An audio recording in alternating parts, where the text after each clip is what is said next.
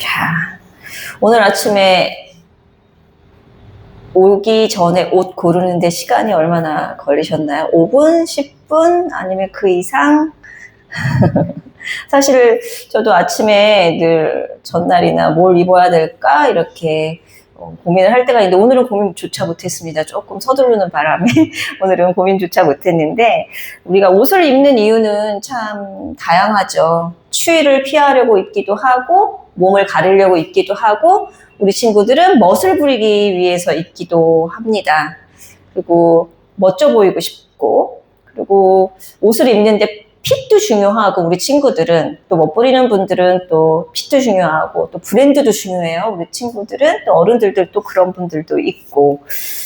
그러면 왜 이런 이야기로 제가 시작을 할까요? 아까 말씀드린 대로 오늘 성경 말씀이 옷 이야기라서 우리가 입는 옷과 성경에서 말씀하시는 옷의 차이가 무엇일까? 그 차이점을 오늘 함께 알아보려고 합니다. 오늘의 옷은 그냥 옷이 아니라 거룩한 옷입니다. 그래서 그 거룩한 옷을 성경에서 어떻게 표현하고 있는지 우리 본문을 먼저 읽겠습니다. 우리 본문 1절부터 5절까지 말씀인데요. 우리 함께 같이 읽겠습니다. 시작. 너는 이스라엘 자손 중에 내 형 아론과 그의 아들들 곧 아론과 아론의 아들들 나답과 아비후와 엘르 함께 내게로 나오게 하여 나를 섬기는 제사장 직분을 행하게 하되, 내 형 아론을 위하여 거룩한 옷을 지어 영화롭고 아름답게 할지니, 너는 무릇 마음의 지혜에 있는 모든 자 곧 내가 지혜로운 영으로 채운 자들에게 말하여 아론의 옷을 지어 그를 거룩하게 하여 내게 제사장 직분을 행하게 하라. 그들이 지을 옷은 이러하니 곧 흉패와 애복과 겉옷과 반포 속옷과 반과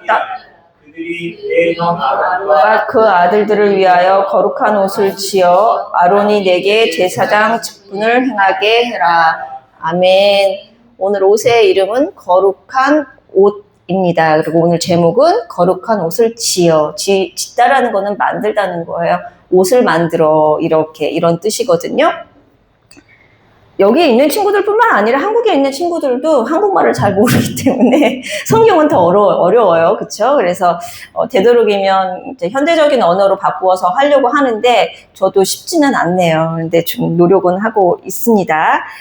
자, 우리 교회는 오후에 성경 공부가 있어요. 그래서 요즘은 출애굽기를 보고 있는데, 그 출애굽기의 진도 중에 하나가 오늘 말씀입니다. 28장까지 거의 다 왔는데, 처음에는 뭐 홍해가 갈라지고 바다가 갈라지고 되게 블랙버스터 영화 같아서 좀 흥미진진함도 있지 않을까 생각할 수 있어요. 우리 친구들도 뭐 들어본 친구들도 있고 없는 친구들도 있겠지만, 근데 뒤로 갈수록 성막의 크기, 몇 규빗, 나무, 색깔, 정말 다양한 언어들이 나와요. 그 단어들만 보면 인테리어 견적서 같아요. 숫자들도 너무 정확하게 나와 있고, 그 다음에 인테리어 할 때 필요한 그런 물품들의 그 리스트처럼 그런 단어들이 나옵니다. 그래서 그걸 읽을 때 흥미진진하면 좋겠지만 눈이 감기는 건 너무 당연해요. 너무 어렵고.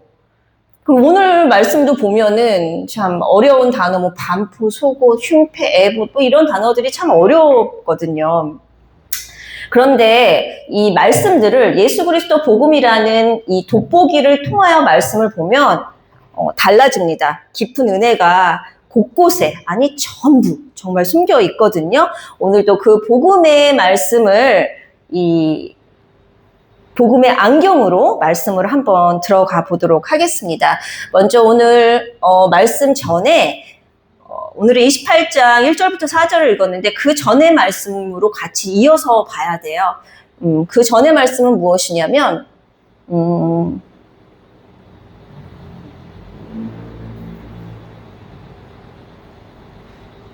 출애굽기 27장 20절에서 21절 말씀입니다. 너는 또 이스라엘 자손에게 명령하여 감나무로 짠 순수한 기름을 등불을 위하여 내게로 가져오게 하고, 끊이지 않게 등불을 켜되 아론과 그의 아들들로 회막 안 증거계 앞 휘장 밖에서 저녁부터 아침까지, 아침부터 저녁까지가 아니에요. 저녁부터 아침까지 항상 여호와 앞에 그 등불을 보살피게 하라. 이렇게 말씀하고 있습니다.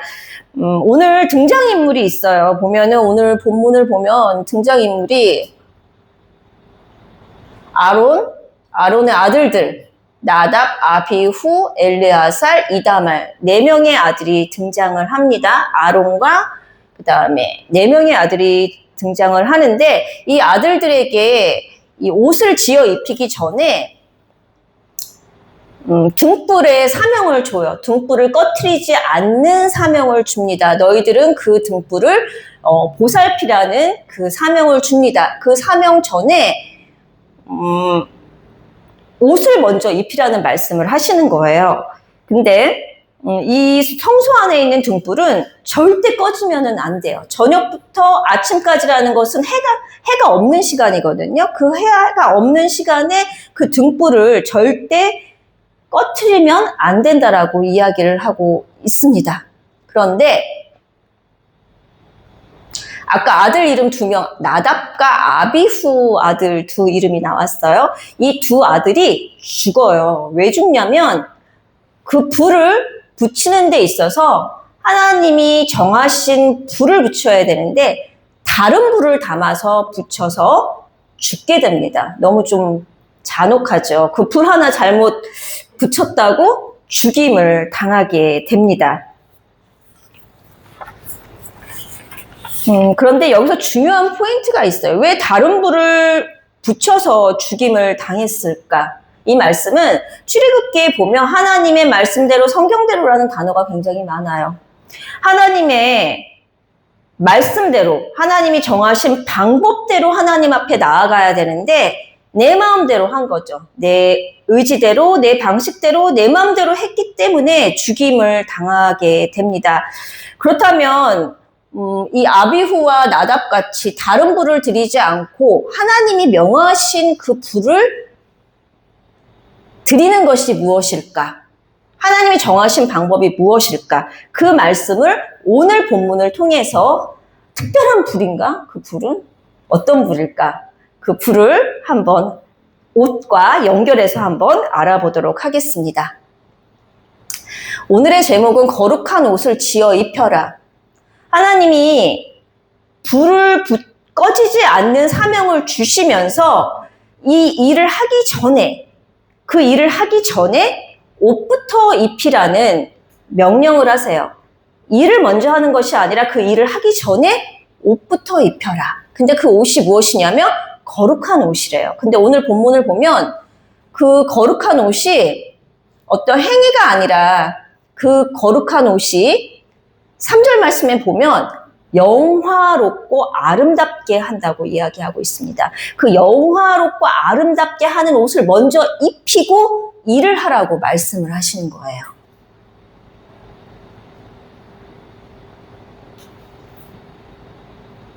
여기 있네요. 제사장 직분을 행하게 하되 내 형 아론을 위하여 거룩한 옷을 지어 영화롭고 아름답게 하라는 말씀이 먼저 나옵니다. 그런데 먼저 이 중간에 그 다음 이야기로 넘어가기 전에 중간에 끼어있는 말씀이 있는데요. 이 옷을 누가 만드냐면 우리 출애굽기 28장 3절에 보면 지혜로운 영으로 채운 자들, 지혜로운 영으로 채운 자들만이 옷을 만들 수 있대요. 아무나 만들 수 있는 게 아니라 지혜로운 영으로 가득 찬 자들이 옷을 만들 수 있는데 성경이 말하는 지혜란 공부 잘하는 거? 좀 눈치 빠른 거? 아니면은 뭐가 있을까?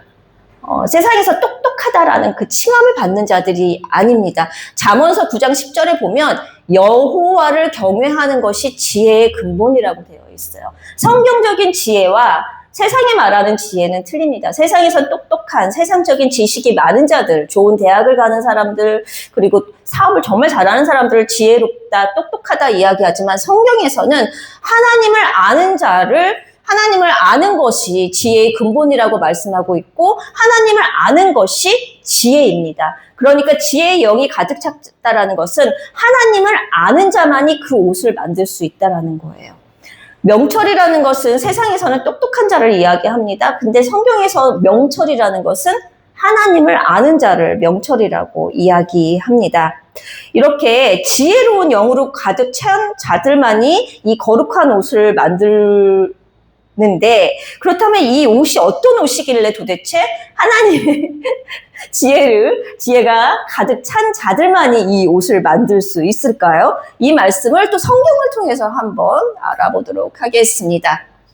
먼저 레위기 16장 4절 말씀입니다. 세마포 옷, 지난주에 말씀 나눴었는데 기억하는 친구들도 있고 기억 못하는 친구들도 있고, 세마포는 하얀 옷이에요. 거룩한 세마포 속옷을 입으며 세마포 속바지를 몸에 입고 세마포 띠를 띠며 세마포 관을 쓸지니 이것들은 어떤 옷이라고요? 거룩한 옷이래요. 세마포 옷은 거룩한 옷이라고 이야기하고 있습니다. 그런데 우리가 생각하는 것처럼 어떠한 형상이 있는 것보다 이 성경 전체를 보면 이 세마포 옷은 의의 옷인데 믿음의 옷을 뜻하거든요. 이 말씀은 우리가 지난주에 함께 나눴어요. 요한계시록의 성도들의 옳은 행실은 믿음의 옷이다, 세마포 옷이다. 지난주에 우리가 함께 나눴었거든요.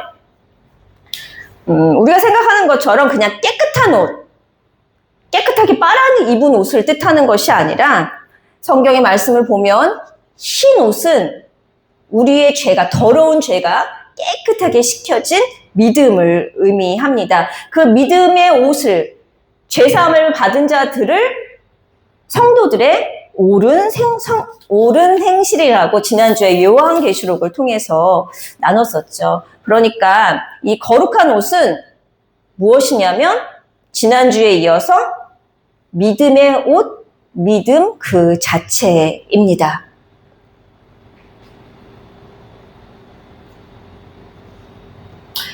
이제 네 번째로 넘어가 볼 텐데요. 왜 이렇게 까맣게 나왔냐면 그림자라는 단어 때문에 이렇게 좀 까맣게 나왔습니다. 그렇다면 우리가 왜 현재를 살아가는데 제사장도 없는 시대에, 그 다음에 구약에 나오는 단어들과 우린 전혀 상관이 없는데 그런 말씀을 우리가 알아야 되고 그 말씀들을 우리의 현재를 살아가는 우리가 어떻게 적용을 해야 되나, 그 말씀에 대해서 한번 나눠보겠습니다. 도대체 구약의 이 제사장 제도, 거룩한 옷, 그 다음에 등불을 지키는 일이 우리랑 도대체 무슨 상관이야? 그 말씀은 주보에 나와 있습니다. 여기에는 없고요. 주보에 무엇이라고 되어 있냐면 이러한 육체의 예법, 우리가 행동으로 하는 이 예법은 개혁할 때까지 맡겨주셨대요. 개혁할 때까지가 언제냐면 예수님이 오실 때까지 맡겨주신 것이라고 이야기하고 있습니다. 다시 말해서 구약의 제사, 제사장, 거룩한 옷은 예수님이 오시기 위한 예고편이었던 거예요. 그 예고편이 실제의 본편으로는 누구로 인해서 나타내냐면 예수 그리스도로 인해서 나타낸 것입니다. 과거에는 동물들을 죽여서 제사를 드렸지만 매 해마다 동물을 죽여서 드렸어요. 그러면 말씀대로 우리가 지켜서 살려면 지금도 우리 친구들 제사함 받으려면 소, 양 이런 거를 죽여가지고 교회에서 예수님께, 하나님께 드려야 되는 거예요. 근데 우리 지금 그런 거 안 하잖아요.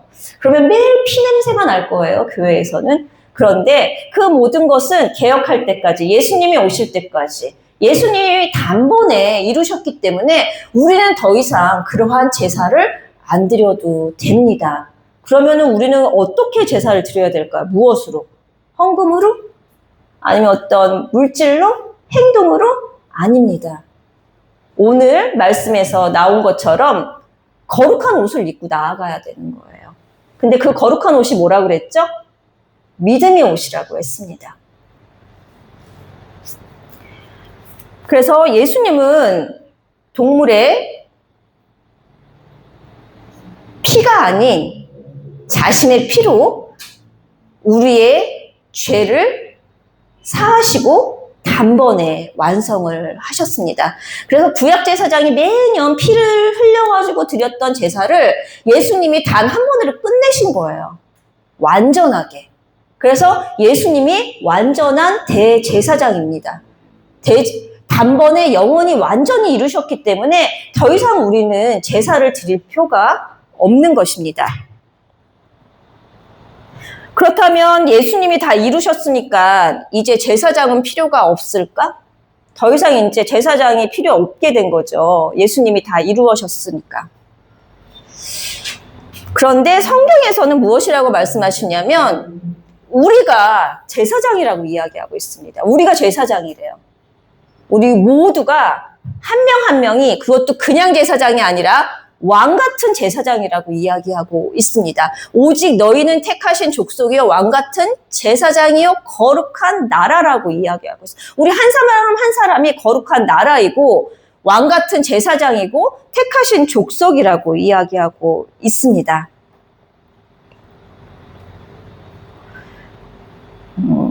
우리가 생각할 때는 제사장 그러면은 목사님 아니면 전도사님들, 말씀을 전하는 자들만 제사장이라고 생각할 수 있는데요.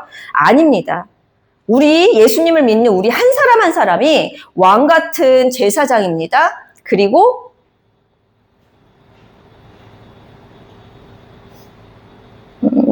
우리가 하나님 앞에 예수님을 믿는 믿음으로 나아갈 수 있는 하나님이 부르신 최고의 VIP예요. 우리 각자가 VIP예요. 하나님 앞에서 특별하게 부르셨기 때문에 다 부르시면 너무 좋겠지만 다 부르시지를 않으시거든요. 택하신 족속으로 왕 같은 제사장으로 VIP로 우리를 불러주신 것입니다. 그게 오늘 이 자리에 앉아있는 우리 모두입니다. 그렇다면 왕 같은 제사장인 우리가 오늘 이 세상에서 입어야 하는 거룩한 옷이 무엇일까? 이미 제가 지금 말씀을 나누면서 내용이 나왔는데 말씀을 근거로 해서 그렇다면 우리가 왕 같은 제사장인데 하나님 앞에서 VIP인데 VIP로 부르심을 받은 자들인데 그렇다면 우리가 그 거룩한 옷을 어떻게 입어야 할까? 하나님의 전신갑주로 에베소서 말씀에 보면 전신갑주로 옷을 입으라고 해요. 세상에 나오기 위해서는 너희가 하나님의 전신갑주로 옷을 입어라. 게임 아이템 같죠? 게임 아이템에 이런 거 나오지 않나요? 뭐 이렇게 들고 뭐 해가지고 이렇게 싸움 아이템으로 비슷하죠? 아닌가? 맞죠? 이렇게 에봇, 단어도 어려워요. 에봇, 흉패, 겉옷, 반포, 속옷 뭐 영어로 써 있는데 여기 가슴에, 머리에, 손에 뭐 들고 있는 이 모든 것들이 제사장이 예전에 취해야 되는 것들이에요. 그러면은 구약의 말씀을 대로 우리가 옷을 입으려면 이렇게 입고 있어야 되는데 그렇지 않다라고 말씀을 에베소서에 우리 바울을 통해서 이야기하고 있습니다. 허리띠인데 어떤 허리띠냐면 진리의 허리띠, 흉패인데 의의 흉패, 신발을 신는데 평안의 복음의 신발, 그 다음에 방패를 드는데 믿음의 방패, 투구를 쓰는데 구원의 투구, 검을 드는데 성령의 검을 들고 전신갑주를 입으라고 이야기하고 있습니다. 전신갑주라는 것은 전쟁을 나가기 위해서 온몸을 무장하는 거예요. 근데 우리 게임에서는 진짜 뭐 방패 들고 뭐 칼 들고 가면 쓰고 이렇게 하겠지만 성경에서도 이 단어가 나와요. 근데 그 모든 말씀이 의, 평안의 복음, 진리, 믿음, 구원, 성령이 하나로 향하고 있습니다. 무엇으로 향하고 있을까요? 바로 써 있는데 진리, 복음, 성령, 구원, 믿음, 복음으로 향하고 있습니다. 복음의 옷을 입고 나아가라고 세상 밖에서 영적인 전쟁을 하라고 이야기하고 있습니다. 이 성경 말씀 우리 주보에 쓰여 있거든요. 바로 하나님의 말씀, 복음을 향하여 있습니다. 그런데 우리가 왜 이 옷이 필요할까요? 왜 이런 복음으로 전체를 무장하고 나가야 될까요?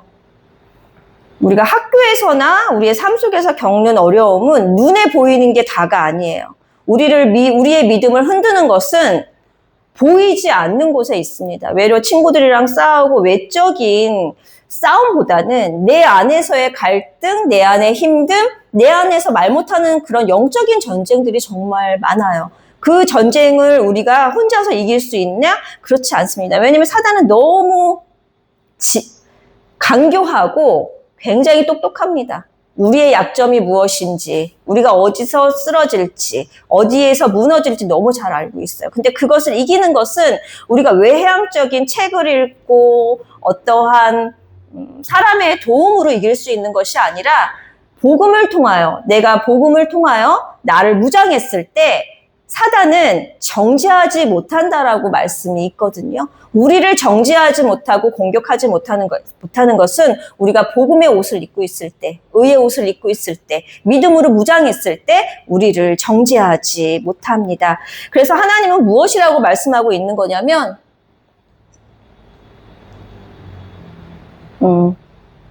옷만 입고 나가지 말고, 교복만 입고 나가지 말고, 학교나 일터나 너희가 나갈 때 믿음의 옷도 같이 입고 나가라고 말씀하십니다. 세상 속에서 믿음의 옷을 입고 승리하라고 이야기하고 있습니다. 그런데 오늘 여기에는 써있지 않은데 우리 주보에 보면은 바울이 한 말이 있어요. 19절부터 뭐라고 이야기하냐면 에베소서 말씀에 또 나를 위하여 구할 것은 내게 말씀을 주사 나로 입을 열어 복음의 비밀을 담대히 알리게 하옵소서 할 것이니. 에베소서에서 말하는 바울도 성경도 정말 많이 썼고 기적도 일으켰거든요. 그런데 그러한 바울도 중보로 기도를 부탁해요. 나를 위해서 좀 기도 좀 해줘.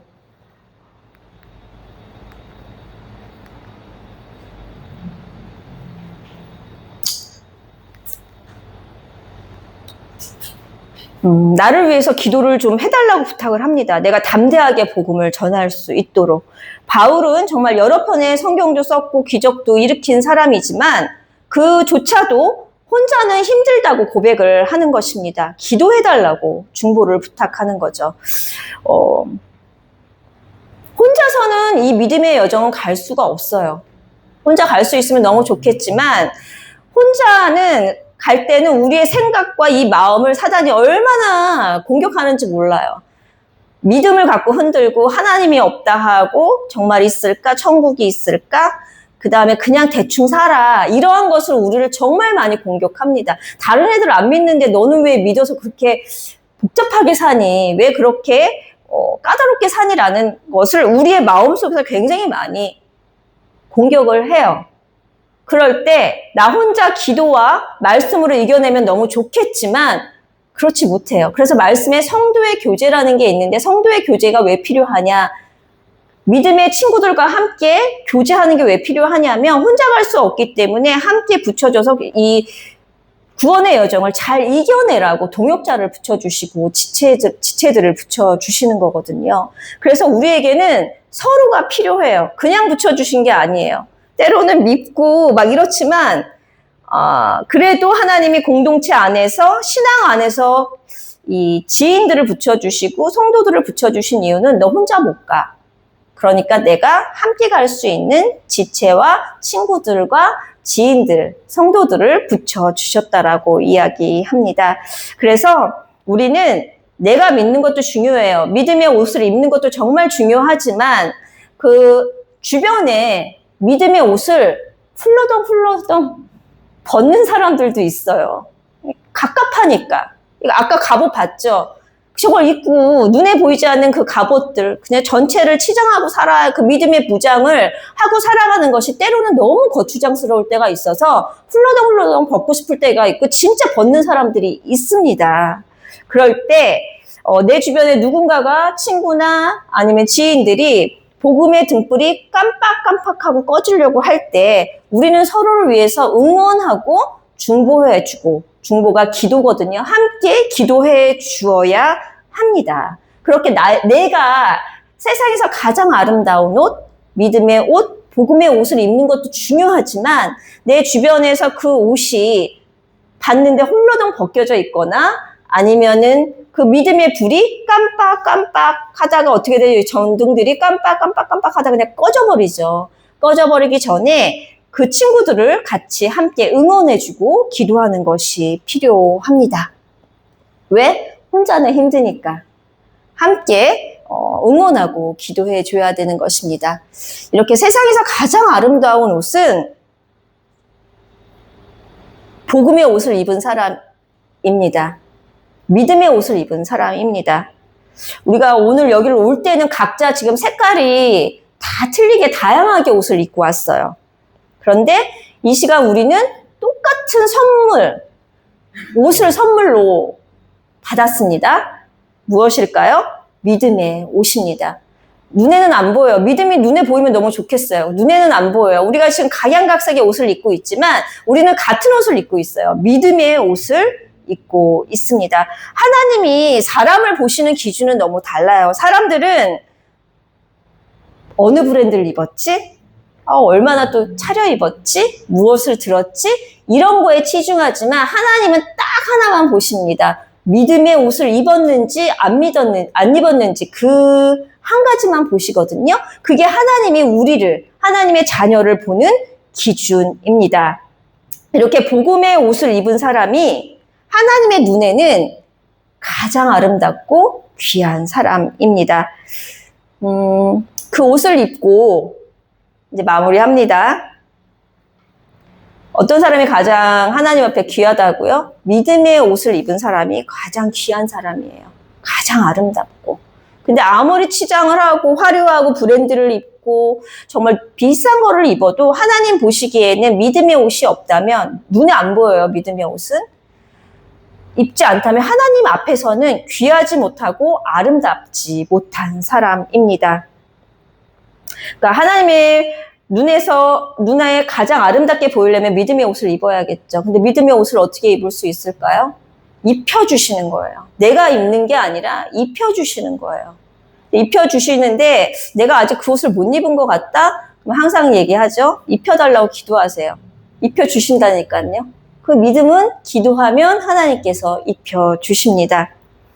그 옷을 입고 우리는 학교로, 가정으로 돌아가서 믿지 않는 자들에게 등불처럼 따뜻하게 비춰줘야 되고, 그 다음에 믿음이 없는 사람한테 가가지고 너 하나님 안 믿으면 지옥 간다 이렇게 전하면 안 돼요. 천국과 지옥도 모르는데 가서 그렇게 전하면 안 되고 그 사람들에게 따뜻한 사람이 돼야 되겠죠. 세상에서 말하는 선한 사람, 그 사람한테 육의 것으로 통로가 돼서 믿음의 말씀을 전할 수 있도록. 근데 육의 것을 앞서기 전에 필요한 게 있어요. 복음을 전하기 전에 통로가 되기 위해서 가장 먼저 앞서야 되는 것은 기도예요. 내가 마음에 품고 있는 영혼이 있다면 기도가 먼저 앞서고 지혜를 주십니다. 지혜대로 그 과정들을 통해서 복음을 전할 수 있게 해주시거든요. 그래서 모든 일에는 기도가 앞서야 합니다. 저도 마찬가지예요. 말씀을 전할 때 기도가 가장 먼저 앞섭니다. 그리고 기도를 당연히 해야 되는 거고요. 아무리 제가 화려한, 말주변도 그렇게 화려하지 않지만 화려한 언변으로 말씀을 전한다고 해도 화려한 PPT를 전한다 하도 기도가 없어지지 않으면 영혼을 살리는 생명사역자가 될 수가 없어요. 마찬가지로 우리 성도들도 내가 누군가한테 좀 마음에 품었어요. 나만 천국 가는 게 아니라 우리 가족도 내 지인도 천국을 같이 가야 되는데 할 때 먼저 앞서야 되는 게 화려한 기도도 아니고 하나님 복음 전할 수 있게 해주세요. 같이 천국 가게 해주세요. 이렇게만이라도 기도하고 그 사람을 대하고 말씀을 전하고 지옥과 천국을 전하는 것이 정말 차이가 있습니다. 그래서 저는 한 가지 소망이 있다면 제가 이제 교회를 세울 때 저의 목회관이 좀 있었어요.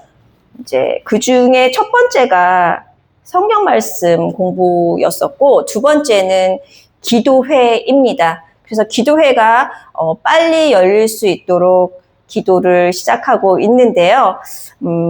그런 기도의 시간이 있으면 간절히 더 기도할 수 있는 그런 시간들이 될 것 같아요. 그래서 함께 기도 부탁드리겠습니다. 멀지 않은 것 같은 느낌은 듭니다. 자, 우리가 이렇게 어둠 속에서 등불처럼 따뜻한 빛이 되어주는 우리 모두가 되기를 바랍니다. 왜? 혼자는 힘들어요. 구원의 이 여정은. 그래서 서로를 위해서 기도하며 중보해야 합니다. 그래서 하나님 앞에서 가장 영화롭고 아름다운 왕 같은 제사장으로 이번 한 주도 힘차게 승리하는 우리 모두가 되기를 기도합니다. 아멘.